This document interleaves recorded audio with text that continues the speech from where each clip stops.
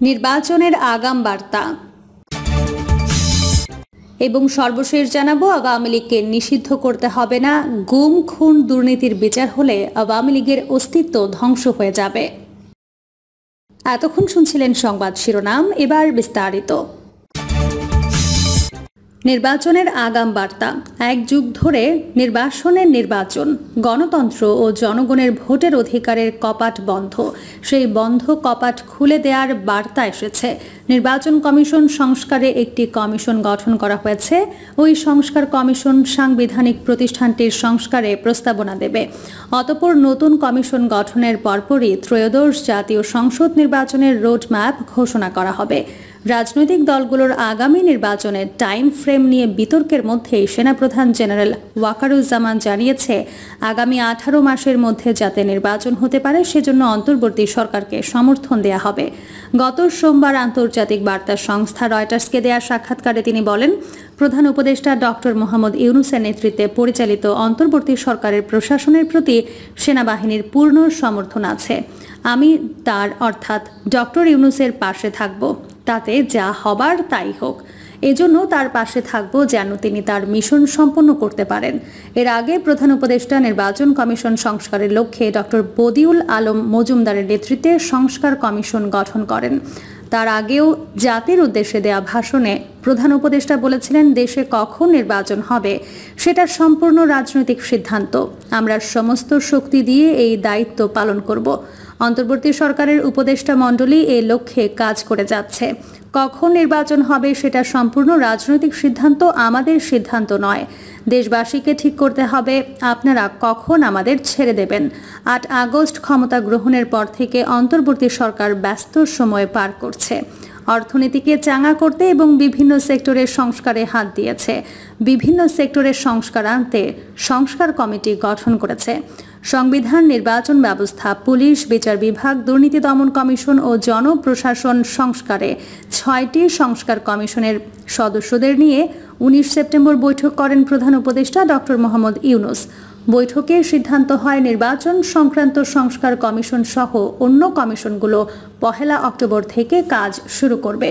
31 ডিসেম্বরের মধ্যে কমিশন সরকারের কাছে প্রতিবেদন জমা দেবে।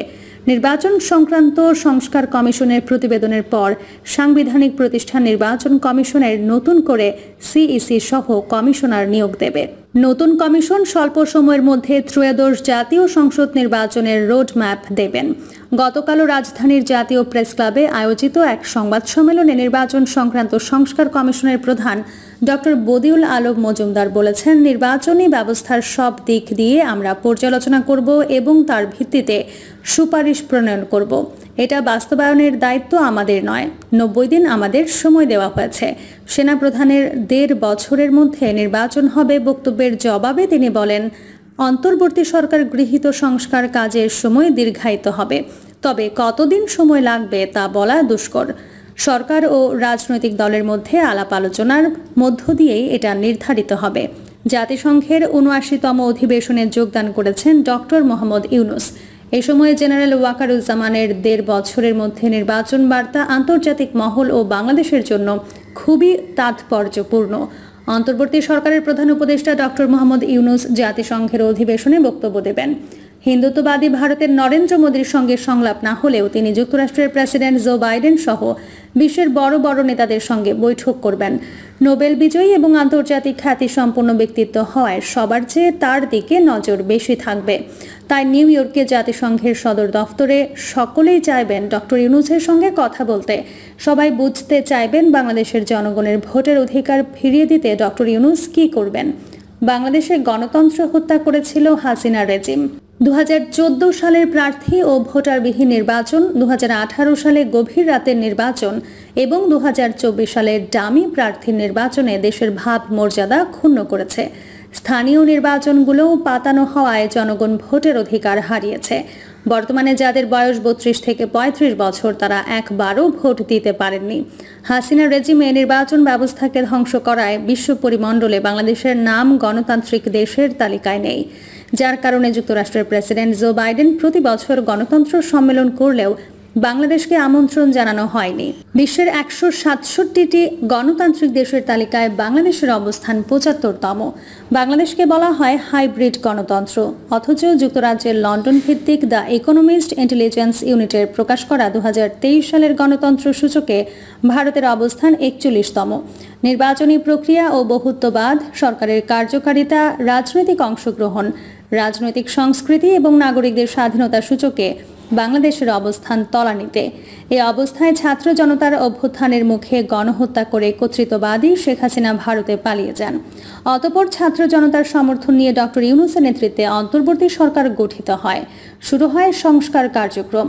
সংস্কারের নামে দেশের গণতন্ত্র যাতে চাপা পড়ে না যায় তথা জনগণের ভোটে নির্বাচিত সরকারের হাতে ক্ষমতা হস্তান্তরে যাতে তালবাহানা না করা হয় তা নিয়ে আন্তর্জাতিক মহল প্রশ্ন তোলার আগেই আগামী নির্বাচনের টাইম ফ্রেম জানিয়ে দিয়েছেন সেনাপ্রধান। আগামী নির্বাচনের টাইম ফ্রেম তথা ভোটের বার্তা পাওয়ায় বিদেশিদের কাছ থেকে বাংলাদেশের জন্য ডক্টর ইউনূসের সহায়তা আদায় সহজতর হবে। কারণ ভারত গণহত্যাকারী শেখ হাসিনাকে শুধু আশ্রয় দেয়নি, বাংলাদেশের বিরুদ্ধে নানাভাবে বিশ্ব সম্প্রদায়ের কান ভারী করার মিশনে নেমেছে। জানা গেছে আগামী 1 অক্টোবর থেকে সংস্কার কমিশনগুলো কাজ শুরু করার কথা থাকলেও ডক্টর বদিউল আলম মজুমদার ইতোমধ্যেই নির্বাচন কমিশন সংস্কার কাজ শুরু করে দিয়েছেন। মূলত কয়েক যুগ ধরে তিনি নির্বাচন নিয়ে কাজ করায় তার পক্ষে এটা সহজ হচ্ছে। এর মধ্যে গত 14 সেপ্টেম্বর ডেমোক্রেসি ইন্টারন্যাশনালের ব্যানারে বাংলাদেশের প্রধান নির্বাচন কমিশনার ও নির্বাচন কমিশনারদের নিয়োগ শীর্ষক এক সংলাপের আয়োজন করা হয়।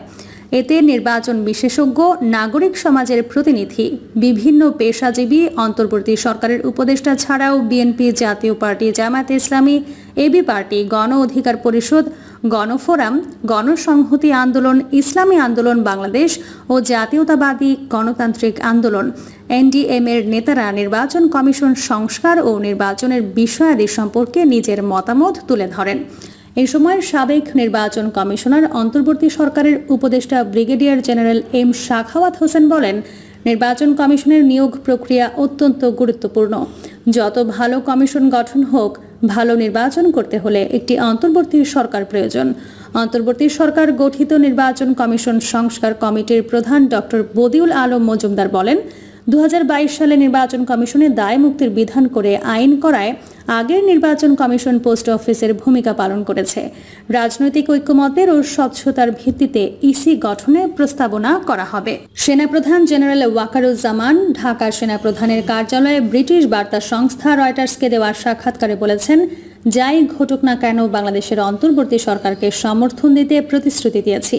তিনি জানান, যাতে অন্তর্বর্তী সরকার গুরুত্বপূর্ণ সংস্কারগুলো শেষ করতে পারে এবং 18 মাসের মধ্যে নির্বাচন অনুষ্ঠিত হতে পারে।